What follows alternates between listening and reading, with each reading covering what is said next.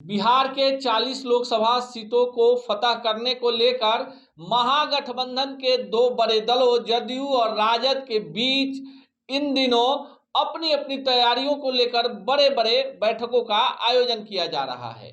नमस्कार, मेरा नाम अनूप नारायण सिंह है और आप बिहार टॉक के डिजिटल प्लेटफॉर्म को देखना शुरू कर चुके हैं। सबसे पहले राजद ने अपने तमाम विधायकों, विधान पार्षदों, सांसदों और पूर्व प्रत्याशियों को बुलाया, जिसकी बैठक बिहार के उप मुख्यमंत्री और राजद के बड़े चेहरे तेजस्वी यादव ने की। साथ ही साथ 15 दिनों का टास्क दिया गया कि अपने अपने क्षेत्रों में जाकर पार्टी के बूथ लेवल तक के कार्यकर्ताओं के मन को टटोला जाए और उनसे जाना जाए कि जनता हमें वोट क्यों देगी, हमारे कौन से उम्मीदवार होंगे जो चुनाव जिताऊ होंगी और हमारी किन नीतियों से आम आदमी परेशान है और वो क्या बदलाव चाहता है।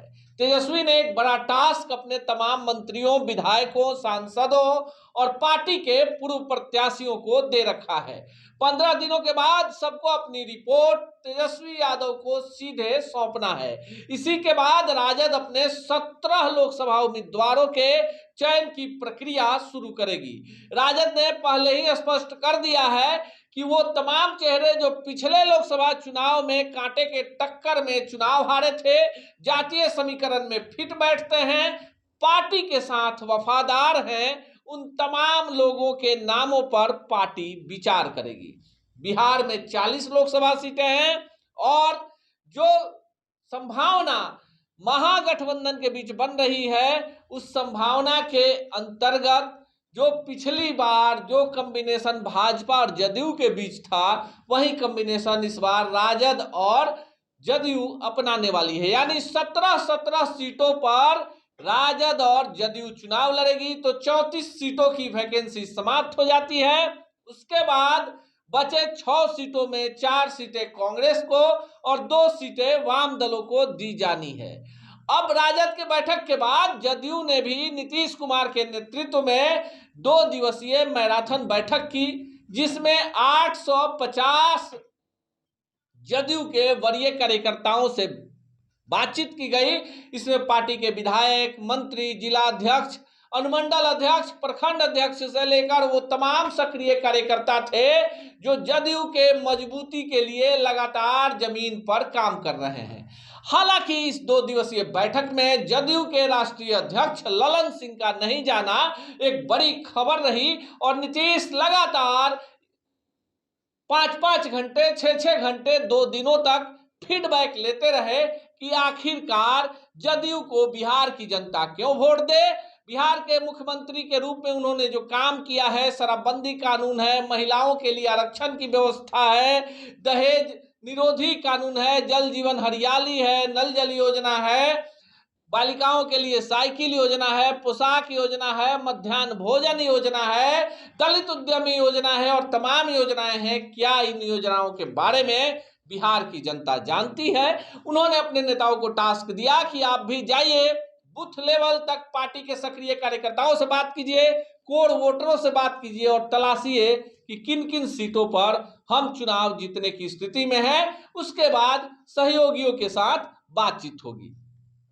राजद और जदयू के महाबैठक के बाद बिहार के राजनीति में कई सारे मायने तलाशे जा रहे हैं। नीतीश कुमार दिल्ली में G20 के शिखर बैठक में जाते हैं, बिहार के मुख्यमंत्री हैं, देश के प्रधानमंत्री से बात होती है और वहां से नालंदा पर एक नया विवाद खड़ा हो जाता है। जैसे ही नीतीश कुमार पटना पहुंचते हैं, राजद एकाएक अपने पार्टी के विधायकों, सांसदों, पूर्व प्रत्याशियों की बैठक बुला लेता है। फिर दूसरे दिन जदयू मुख्यमंत्री आवास में लगातार 2 दिनों तक 850 कार्यकर्ताओं के मन को टटोलता है, पर पार्टी के राष्ट्रीय अध्यक्ष इसमें शामिल नहीं होते हैं। जो राजनीतिक सूत्र हैं, जो जदयू से जुड़े हमारे सूत्र हैं, वो बता रहे हैं कि नीतीश कुमार सीधे 1-to-1 फीडबैक जानना चाहते हैं कि आखिरकार जदयू को लेकर इतनी उहापोह की स्थिति क्यों है, उनके कोर वोटर उनसे दूर क्यों जा चुके हैं, क्यों जदयू को लेकर इस तरह की निराशाजनक स्थितियां पार्टी कार्यकर्ताओं में है। नीतीश लगातार अपने कार्यकर्ताओं को कह रहे हैं कि वो प्रधानमंत्री पद के दावेदार नहीं हैं, पर बिहार में जो उन्होंने काम किया है, जो विकास योजनाएं चलाई हैं, उसके बारे में आम आदमी को जानना जरूरी है। दूसरी तरफ राजद के सामने 2025 की लड़ाई है और तेजस्वी यादव को सीएम के रूप में अभी से ही प्रोजेक्ट किया जा रहा है। हालांकि नीतीश कुमार ने भी कह दिया है कि 2025 बिहार विधानसभा की लड़ाई तेजस्वी के नेतृत्व में लड़ी जाएगी। तो क्या 2024 की लड़ाई नीतीश के नेतृत्व में राजद लड़ेगा? इसी को लेकर एक बड़ी बहस चल रही है। और चूंकि जिस तरह से भाजपा ने सत्ता विरोधी, बिहार में जो सत्ता विरोधी लहर है, विरोध में जो वोट है, उसको संग्रहित करना शुरू किया है, और दूसरी तरफ केंद्र में मोदी सरकार को लेकर जिस तरह की हवा विपक्ष बनाना चाहता है, इसी को लेकर राजद और जदयू के बैठक के बाद एक महामंथन चल रहा है। अब यह देखना खास होगा कि 15 दिनों के बाद जब राजद के विधायक, मंत्री, विधान पार्षद, और ऐसे तो कोई सांसद राजद के हैं नहीं, अभी बिहार में 39 सांसदों में 16 सांसद जदयू के, 17 बीजेपी के और 1 कांग्रेस के सांसद हैं। ऐसे में जो पूर्व प्रत्याशी, पूर्व सांसद हैं, उन्हें भी टास्क दिया गया है। राजद के पास अभी वर्तमान में जो आंकड़े आ रहे हैं, सबसे बड़ा वोट बैंक बताया जा रहा है, लेकिन बिहार है, यहाँ का मन मिजाज कब बदल जाए, इसी को ध्यान में रखते हुए नीतीश और तेजस्वी फूंक फूंक कर कदम रख रहे हैं। इसी बीच झंझारपुर में अमित शाह की सभा होनी है और उस सभा के बाद से बिहार में राजनीतिक बदलाव, एक मौसम का बदलाव होने की भी संभावना जताई जा रही है।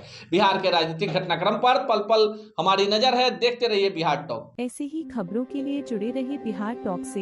यूट्यूब पर लाइक और सब्सक्राइब करें, बेल आइकन जरूर दबाएं। फेसबुक, ट्विटर और इंस्टा पर फॉलो करें। धन्यवाद।